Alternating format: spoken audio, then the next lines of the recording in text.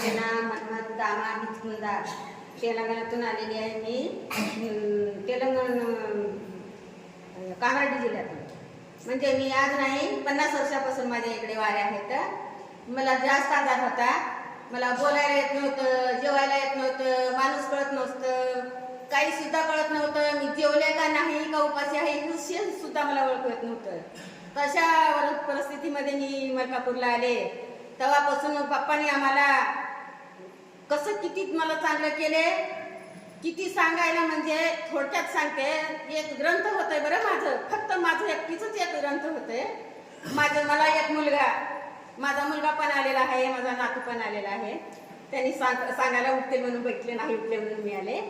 मग बघा, माझ्या जीवनात इतके संकट होते, जवळजवळ 100 तरी असतील.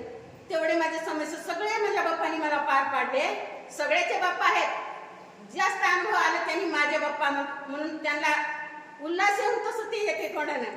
माझा बाप्पा सगळ्याचे बाप्पा आहेत. मग मलकापूरची ख्याती अशी आहे, मी सांगायला बसलं तर आज एक दिवस पुरणार नाही, पण थोडक्यात सांगते. माझा फक्त जे अनुभव आहे ते, माझा नातू आज वर्षी घटस्थापना होती. मग दोस्तासोबत कपडे आणायला, त्यांचा तर कपडे आणून घेतला होता, पण पुन्हा दोस्तासोबत गेला. तर मी काय म्हणले, घटस्थापना आहे, जेवण करून जा, आणि तू जेवणासारखं नाही जायचं. तर ते न ऐकता गेला सोडून. तर म्हणले तसं जायचं नाही, तरीही गेला आणि रस्त्यात पडला गाडीवरून, पायाला शिरलं, वरी आलं, रक्ताची धार लागली. दोस्त त्याचे सोबत सगळे त्यांनी दवाखान्यात दाखवून आणले. मग घरी आल्यावर हॉस्पिटलमध्ये दाखल केलं, पण पाय चालायला येत नाही. कुठं गेला, हैदराबादला शाळा शिकायला. तिथून फोन केलं तर रडायला लागला. का रे रडतोस म्हणलं, तर म्हणलं पाय दुखतोय, पडत गाडी चढावं लागतंय, माझं पाय दुखतोय, बसू पडलं तर पाय मोडून जातंय. तर मी म्हणली पण दिसून द्यायला गेली.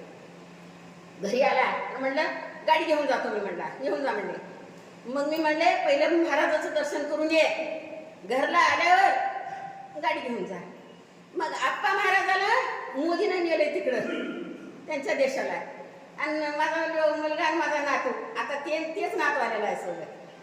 तर मग त्यांनी इथून बाप्पा महाराजांनी आशीर्वाद दिले. तिथून मी तुला इथूनच आशीर्वाद देतो, तुझं पाय चांगलं होईल. मग आशीर्वाद घेऊन घरी आला. संध्याकाळी म्हणले गाडीला सगळं चांगलं करून आण, दुकानला नेऊन गाडी घेऊन जा. तर काय म्हणला, आई आजी मामा माझं पाय चांगलं झालं, मला आप्पांनी तिथून आशीर्वाद दिले, माझं पाय एकदम झालंय. गाडी सोडून गेला. आता सुट्ट्या झाल्या म्हणून आलाय.